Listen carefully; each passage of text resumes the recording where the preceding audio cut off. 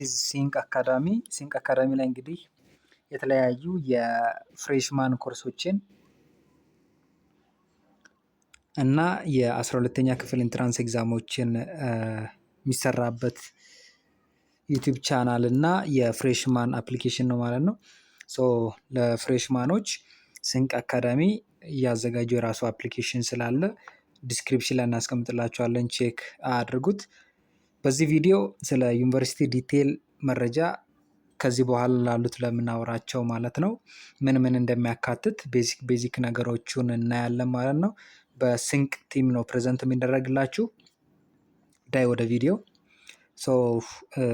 እንዳነሳውላችሁ ስለ ሁሉም ኢትዮጵያ ውስጥ ስላሉ ዩኒቨርሲቲዎች ነው ዲቴል ኢንፎርሜሽን የምናወራው። እነዚህ ኢንፎርሜሽኖች እና ምን ምን ዩኒቨርሲቲዎች አሉ የሚሉትን አንድ ላይ እኒ ከመጀመሪያው ከአዲስ አበባ ዩኒቨርሲቲ ጀምሮ እስከ መጨረሻ ደግሞ ራያ ዩኒቨርሲቲ ድረስ 48 ዩኒቨርሲቲዎች አሉ ማለት ነው።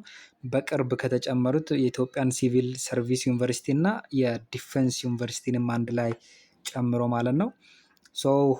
ከመጀመሪያው አዲስ አበባ ዩኒቨርሲቲ፣ የአዲስ አበባው ሳይንስና ቴክኖሎጂ ዩኒቨርሲቲ፣ የአዳማው ሳይንስና ቴክኖሎጂ ዩኒቨርሲቲ፣ የአርባ ምንጭ ዩኒቨርሲቲ፣ አርሲ ዩኒቨርሲቲ እያለ ወደ 48 ዩኒቨርሲቲዎች አሉ በአጠቃላይ ማለት ነው። ፕሌስመንታችሁ ላይ እነዚህ 48 ዩኒቨርሲቲዎች ናቸው የሚቀመጡት።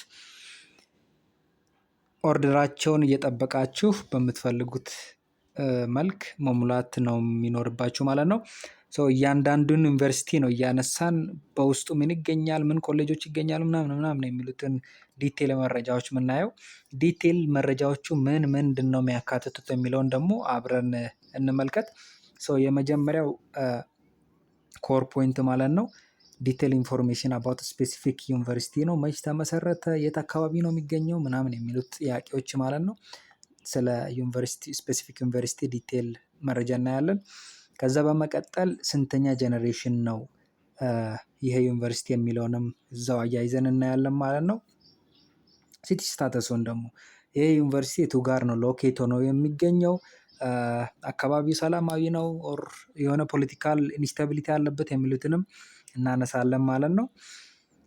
በተጨማሪም ፊልድ ኤንድ ዲፓርትመንቶች በአንድ ዩኒቨርሲቲ ውስጥ ካሉ ኮሌጆች ምን ምን ኮሌጆች ተካተዋል የሚለውን ቼክ እናደርጋለን። ኮሌጆቹ ውስጥ ደግሞ ምን ስፔሲፊክ ዲፓርትመንት ይገኛል የሚለውንም በዛው ምናይ ነው የሚሆነው ማለት ነው።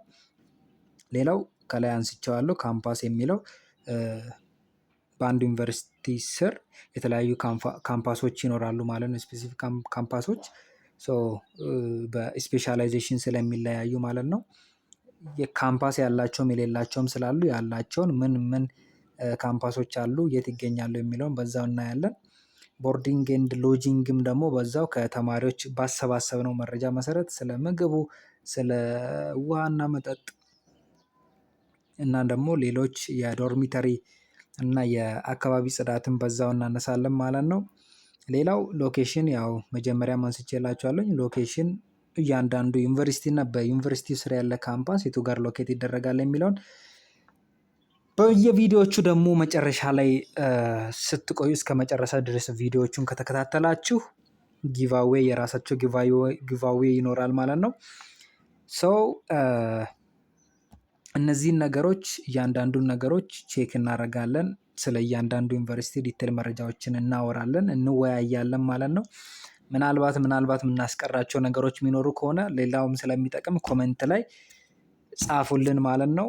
መረጃዎችን ለማድረስ ወይም ደግሞ ለመቀበል ሲንክ አካዳሚ የሚል ቴሌግራም ግሩፓችን ነው። ቻናላችንም እዛው ስለሆነ ገብታችሁ ተቀላቀሉን። ምናልባት እኛን ኮሚኒኬት ማድረግ ከፈለጋችሁ ሲንክ አካዳሚ @gmail.com ላይ ወይም ደግሞ ኢንስታግራም ላይ ኢንቦክስ አድርጉልን። ሌላው ሲንክ አካዳሚ ፌስቡክ እና ቲክቶክ ፔጃችንም ላይክ እና ሰብስክራይብ ማድረግ እንዳይረሳ ማለት ነው። ይህ ሲንክ አካዳሚ ነው። በተለይ ለፍሬሽማን ተማሪዎች የተዘጋጀላችሁን ሲንክ አካዳሚ አፕሊኬሽን ዲስክሪፕሽን ላይ እናስቀምጥላችኋለን። ከዌብሳይታችን ገብታችሁ ዲቴል መረጃውን እዩት። ክብረት ይስጥልን።